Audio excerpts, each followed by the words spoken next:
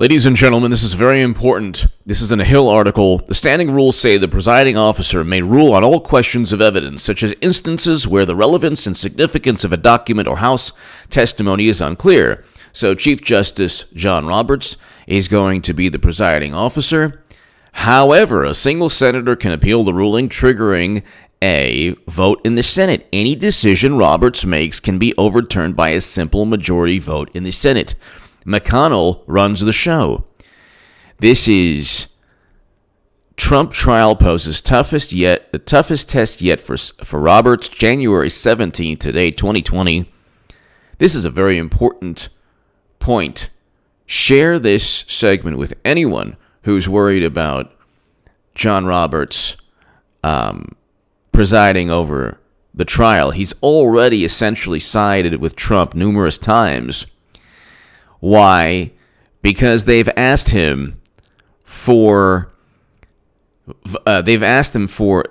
have asked Roberts for witnesses.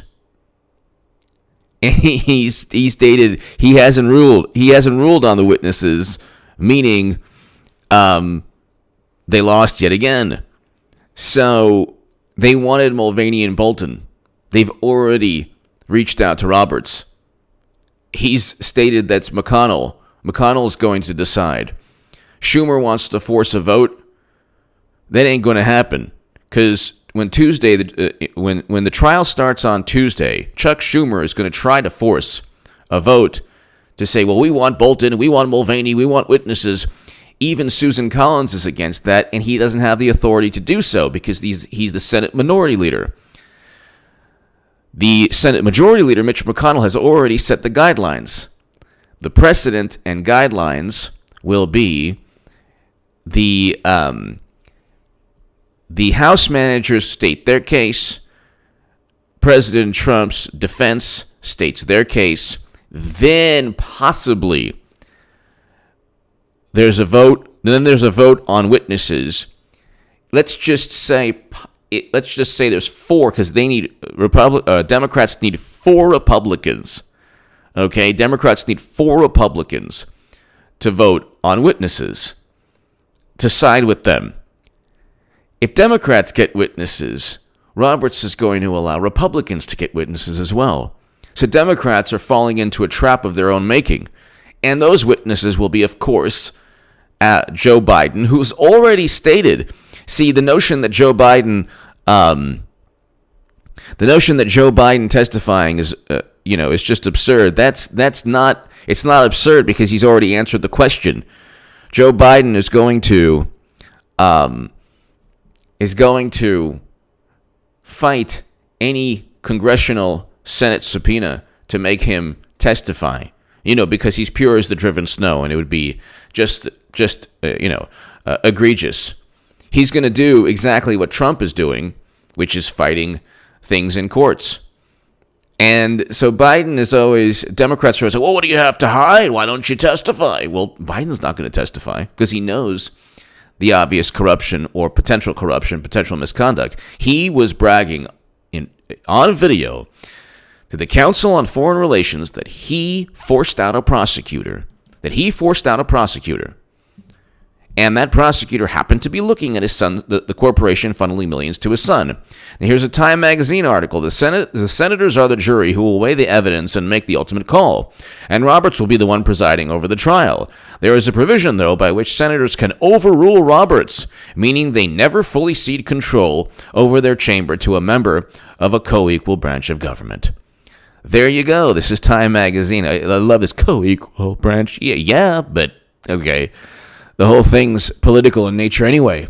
I love how Democrats say, "Oh well, you promised to be impartial," as if being impartial means siding with them. As if being impartial was Nancy Pelosi, Jerry Nadler, were they impartial? How about the senators like Bernie Sanders, who's being cheated beyond belief, and he made his own bed regarding that? I like Trump because he fights. Trump fights. I'm voting for Trump in 2020. He's a fighter. 5 million people lifted out of poverty. poverty, the links are below in the description section to the census and to the USA Today article. 5 million people lifted out of poverty in 2017, 2018. It's almost certainly a lot more than that. Actually, it's certainly a lot more than that because the economy was even better in 2019. So 5 million people in 2 years lifted out of poverty. Poverty rate was 12.7% when President Obama started. It's now 11.3%. The unemployment rate nationally is at a record low. The unemployment rate for Black and Latino citizens is at a record low. The unemployment rate for Hispanic and Latino men is at an all-time low, and it's below the national average. That never happened under President Obama or Bush. No wonder they view Trump as an existential threat. So this whole charade by Democrats is purely media driven. What they're going to do is they're going to say, well, we want these witnesses, and Trump doesn't want these witnesses. Let's say they get Bolton, McConnell can easily be, Nancy or Schumer, I'll see your Bolton and I'll raise you a Hunter Biden. So you want to play that game where Democrats say, well, we want witnesses. It's all public relations anyway. The House of Representatives didn't even demand that John Bolton testify. They didn't even demand that he initially fought the request, but they could have simply demanded that the courts overrule it. He either fought the request or didn't care. I forgot exactly what it was. But yeah, he initially fought the request, and then they could have continued to take it to court if he was that important. And that would have been an issue where he would have had to testify. They didn't want him to testify. They didn't really make a big issue about it. You didn't see it in the news how Bolton, has the keys to. He has everything that he has the keys to the whole story.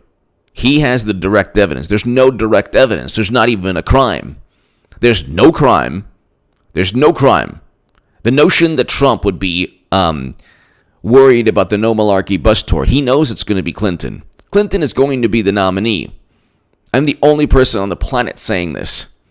Clinton's going to be the nominee. And I've been saying this since 2017. But you look here.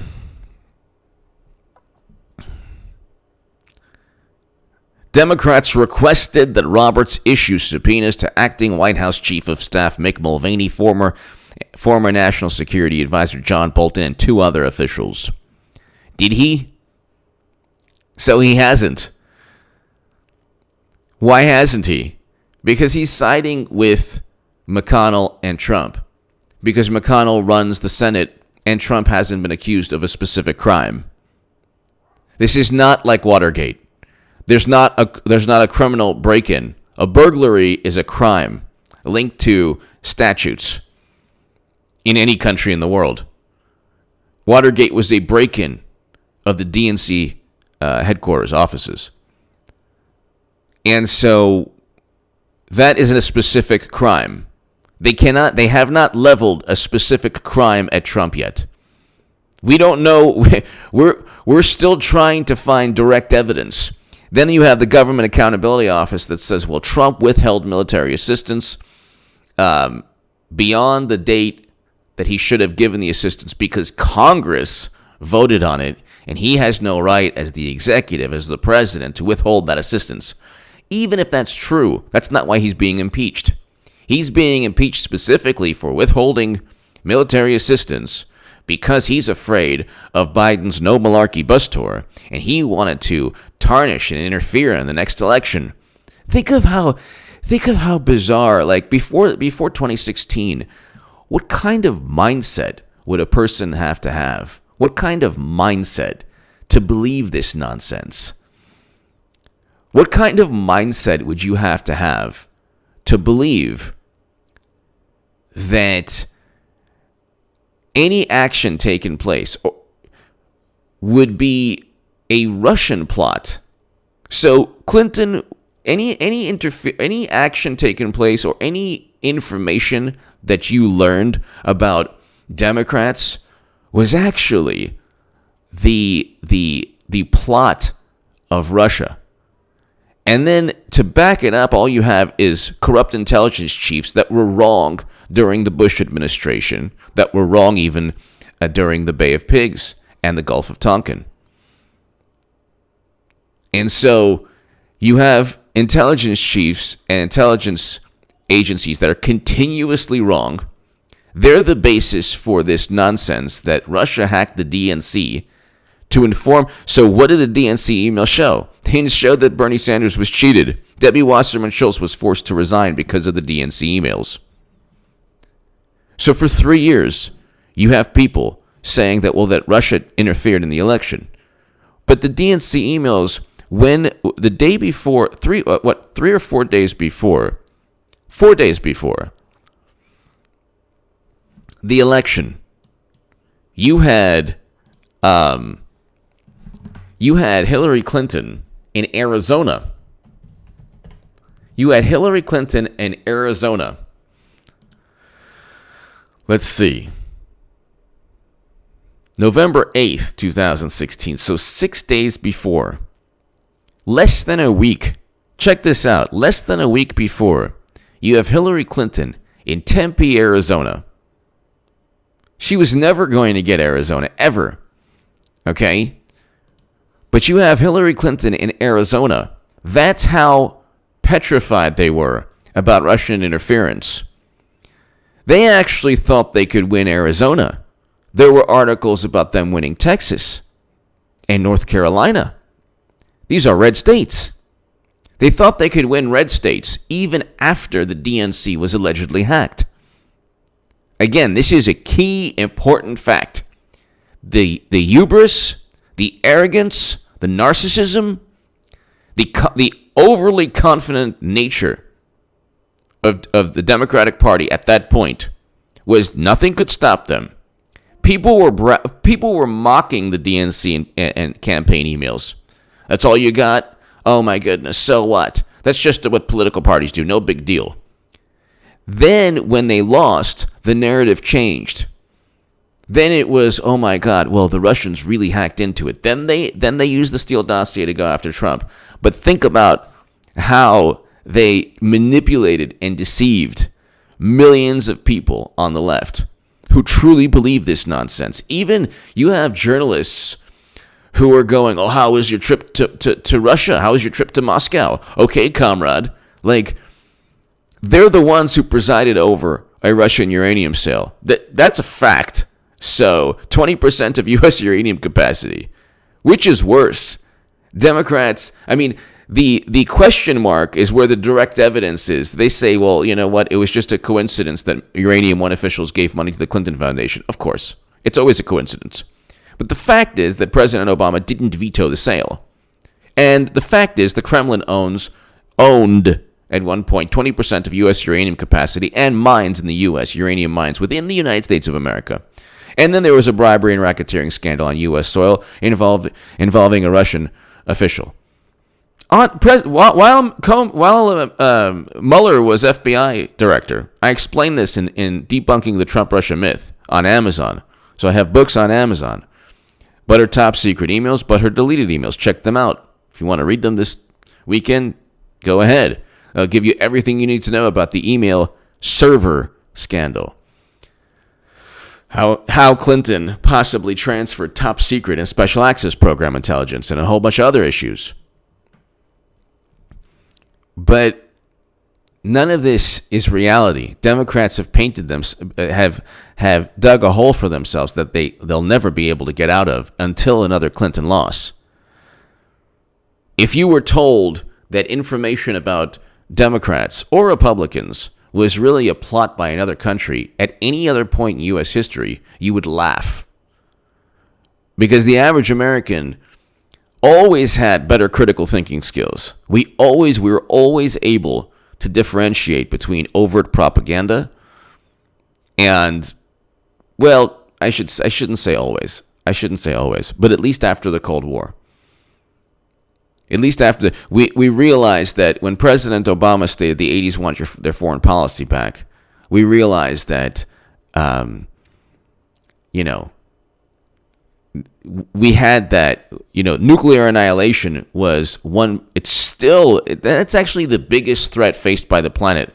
People say climate change. Well, we learned from the 50-year standoff with the Soviet Union that it was potential for nuclear conflict, not climate change. It's still not. Climate change is not the greatest threat we face as humans. Will you, me, everyone watching, all the activists will be long gone when if the planet ever, ceases to exist because of climate change.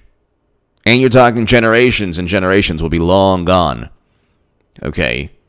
But tomorrow, God forbid, or next week, or next month, or 2 years from now, or 10 years from now, there could be a nuclear confrontation. Oh, I don't know, maybe with Russia. Because they still have all their weaponry.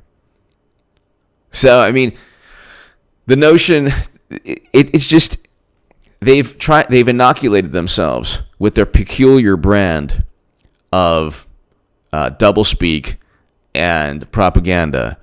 And any misconduct that they commit is actually not really their problem. It's actually a plot by another country to let you know about how nefarious they are. So Debbie Wasserman Schultz resigning, they're already talking about Russians interfering now in the election. They're always blaming another country. And you look at Bernie Sanders, he's done. He's done. Elizabeth Warren was insidious. She single-handedly cheated. She's like Debbie Wasserman Schultz, Donna Brazile, and, the entire media all wrapped into one person who failed her DNA test. Bernie Sanders this is only the beginning of what Elizabeth Warren will start. That campaign is done. They've cheated. And President Obama stated he's not going to allow Bernie to win. So they're now at impeachment, which actually points to Biden. You better believe that Hillary Clinton wants Biden to get to testify, or to at least be forced to testify, which will be hilarious because now you don't have anybody. Biden is out of the mix if he's forced to testify because the entire country will be like, well, wait, is he innocent or guilty of misconduct? This whole impeachment points to Biden, doesn't point to Trump. The notion that Trump would withhold military assistance to go after Biden is absurd. Just because people say, oh, H.A. Goodman. They said the same thing about me in 2015 when I was 100% right. Clinton would lose the election. Now they're saying, it hasn't happened yet, H.A. It's going to happen. Who do they have? Bernie's done. Warren is not even really, doesn't have a campaign. Her campaign exists to undermine Bernie Sanders. Biden is not, there's no campaign called the Biden campaign. The No Malarkey bus tour is like non-existent. So now you have impeachment. All of this paves the way for Clinton. And they keep saying, it's historic, it's historic, nobody cares about it. Absolutely nobody cares about it. And guess what? McConnell can overrule John Roberts. And actually senators, not only can the senators overrule John Roberts, but John Roberts has already, with a simple majority, so you can have 3 turncoats and still overrule, or 4 turncoats. No, 3. But they've already asked Roberts for witnesses, and he said no. Give me your thoughts below. Or he didn't send the official demand for Mulvaney and Bolton. So that's basically a no. Give me your thoughts below. Check out H.A. Goodman's other channel right this second. If you want to support my work and my voice, my Patreon is below in the description section and the pinned comment. Thank you.